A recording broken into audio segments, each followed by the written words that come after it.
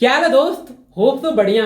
Guys basically in this video में decode करने जा रहा हूं जो हमारा बायो का है ना, बायो का जो कंप्लीट चैप्टर है ना, उसको मैं प्रायोरिटी ऑर्डर चैप्टर को डिकोड करने जा रहा हूं।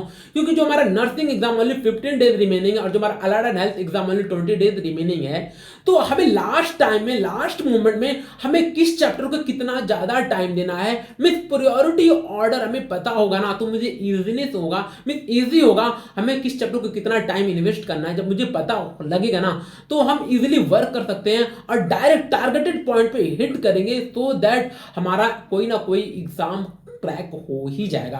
क्योंकि क्या होता है ना गाइस, हमारा जो पेपर होता है सीबीटी मोड पे होता है और हम लोग को इतना क्लियर में नॉलेज नहीं होता है कि किस चैप्टर के क्या प्रायोरिटी ऑर्डर होगा क्या नहीं होगा। तो हमने फाइनली डिकोड किया हूं, मैं फाइनली 2-3 साल का पेपर देखा हूं, तो फाइनली मैं एनालिसिस फाइनली पॉइंट पे आया हूं कि अब लास्ट टाइम में आपको किस तरह जाना होगा, किस चैप्टर को कितना ज्यादा टाइम देना होगा। तो वन बाय वन डिस्कशन करते हैं बायो में। फर्स्ट ऑफ ऑल बायो में बात करें, एक चीज और क्लियर रखना गाइस, जो भी नर्सिंग और पैरामेडिकल का जो पेपर है ना, क्लास 12 वाले पोर्शन का ज्यादा वेटेज होगा कंपेयर कीजिए क्लास 11 का। और बायो बहुत ईजी आएगा, आप 10 to 15 मिनट में, मीन्स दैट मैं 15 मिनट में मोर देन इनफ टाइम बता रहा हूं, आप 10 to 11 मिनट में ना क्वेश्चन सॉल्व कर जाओगे अगर आपने एनसीईआरटी को बेटर तरीके से कर रखा है तब। चलो अब चलते हैं one by one chapter wise पे। फर्स्ट ऑफ ऑल बात करते हैं principal of inheritance and molecular basis of inheritance. ये तो भाई गाइस बहुत ही इंपॉर्टेंट है, इस पे मैं ट्रिपल स्टार मार्क कर रखा हूं। अब देखना, कहीं जगह मैं स्टार्टिंग के कुछ पोर्शन में ट्रिपल स्टार कर रखा हूं, देन डबल स्टार एंड कहीं जगह सिंगल स्टार कर रखा हूं। मींस दैट यह ऑर्डर है हमारा प्रायोरिटी वाइज चैप्टर का। आपको जो भी ट्रिपल स्टार मैंने किया हूं उसको आपको ज्यादा टाइम देना है, मींस उस पर ज्यादा टाइम इन्वेस्ट करना है। एज वेल एज जो भी मैं डबल स्टार किया हूं उस पर भी आपको नियर अबाउट उससे कम टाइम देना है, बट उसको भी देना है। बट जो सिंगल स्टार किया हूं मींस आपने लॉन्ग ईयर जर्नी में उसको कर रखा है, बस उसको आपको पॉलिश करना है, उसको रिवाइज करना है। बाकी जो मैं ट्रिपल स्टार कर रखा हूं उसको आप अच्छे से उससे बेसिस क्वेश्चन करना, बट चांसेस है उस पर ज्यादा क्वेश्चन आने की पॉसिबिलिटीज है। तो guys first of all important chapter हमारा principle of inheritance and molecular basis of inheritance. Then ecology and demography, जो डेमोग्राफी इकोलॉजी का जो तीनों चैप्टर है, लास्ट का इकोलॉजी, वह तीनों चैप्टर है, इससे भी ज्यादा वेटेज क्वेश्चन आता है। इसमें गाइस एक चीज और ध्यान रखना, जो इकोलॉजी का ना डायरेक्ट डाटा वाइज जो भी साइंटिस्ट हैं उनका डायरेक्ट क्वेश्चन आता है सिंगल लाइन में, तो उसे आप क्या करना, एक शॉर्ट नोट बना लेना, उसमें पुटअप कर देना, डेली बेसिस पे याद रखना। देन बायोटेक का जो चैप्टर है and microbes human welfare. Guys 2024 में 2025 में माइक्रोब्स एंड ह्यूमन वेलफेयर से 2 क्वेश्चन आए थे। एक छोटा सा चैप्टर है बट इसकी वेटेज आप समझ सकते हो कि छोटे चैप्टर से कितना ज्यादा क्वेश्चन आ रहा है। बाकी सिंपल क्वेश्चन आएगा, या एकदम मैथ द कॉलम कंफर्म आएगा, और एक सिंगल में किसी का क्लॉट बस्टर स्ट्रेप्टोकाइनेस डायरेक्ट पूछ लेगा, उसको डायरेक्ट आपको आंसर देना है। तो आप समझ गए ना बायोटेक एंड माइक्रोब्स। माइक्रोब्स को तो भाई रट डालना सब कुछ। देन ट्रिपल स्टार में मेरा है plant physio and enzyme. Enzyme guys biomolecule का पोर्शन है, बट मैं बात कर रहा हूं जो बायोमॉलिक्यूल के पोर्शन में भी एंजाइम वाला जो लास्ट वाला है ना, चैप्टर के लास्ट में जो दिया है ना, वो तो बहुत ही इंपॉर्टेंट है। अगर बायोमॉलिक्यूल क्वेश्चन बन रहा है ना, तो एंजाइम से फ्रेम होता है, इसलिए मैंने एंजाइम यहाँ पे रख दिया हूँ। और प्लांट फिजियो भी इंपॉर्टेंट है। देन थर्ड स्टार में अगेन थर्ड स्टार को दिया हूँ सेल एंड सेल डिवीजन। जो सेल एंड सेल डिवीजन दोनों चैप्टर थे ना, 3 से 4 क्वेश्चन आ जाते हैं दोनों चैप्टर मिला के, सेल एंड सेल डिवीजन थे। एंड प्लांट डाइवर्सिटी में डबल स्टार दे रखा हूं। Then human reproduction and reproductive health, ये भी बहुत इंपॉर्टेंट चैप्टर है क्लास 12 का। इससे भी ज्यादा क्वेश्चन, 2 चैप्टर से भी 2 से 3 क्वेश्चन आए।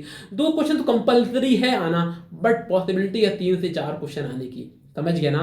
Then life history of angiosperm, इसका भी डबल स्टार कर रखा हूं। एनिमल डाइवर्सिटी है, इससे भी डबल स्टार कर रखा हूं। मॉर्फोलॉजी ऑफ फ्लावरिंग प्लांट में सिंगल स्टार कर रखा हूं। इससे चांसेस है क्वेश्चन ना के बराबर आता है, बट आएगा तो स्टार्टिंग का डायरेक्ट क्वेश्चन आ जाता है, तो जो कि आपने न्यू एनसीईआरटी में जो भी स्टार्टिंग में दे रखा उसे पढ़ना उतना मोर देन इनफ है। देन उसके बाद ह्यूमन हेल्थ एंड डिजीज में इससे भी क्वेश्चन आते ही आते हैं। ओरिजिन एंड इवोल्यूशन से इससे डायरेक्ट जो भी एनसीईआरटी में डाटा दिया है, इसमें जो भी डायग्राम से पोर्शन थे, 2024 में डायग्राम से क्वेश्चन आया था। देन 2025 में भी डायग्राम से पोर्शन से क्वेश्चन आया था, और 2024 में नर्सिंग और अलाइड एंड हेल्थ में दोनों से डायग्राम से पोर्शन से क्वेश्चन आया था, ओरिजिन एंड इवोल्यूशन में। एनाटॉमी एंड फ्लावरिंग प्लांट से भी एक क्वेश्चन बनने की पॉसिबिलिटी है। बायोमॉलिक्यूल्स में मैं बता दिया हूं, बायोमॉलिक्यूल्स से अगर क्वेश्चन बनता है तो मैक्सिमम 85% पॉसिबिलिटीज है एंजाइम से क्वेश्चन फ्रेम होगा।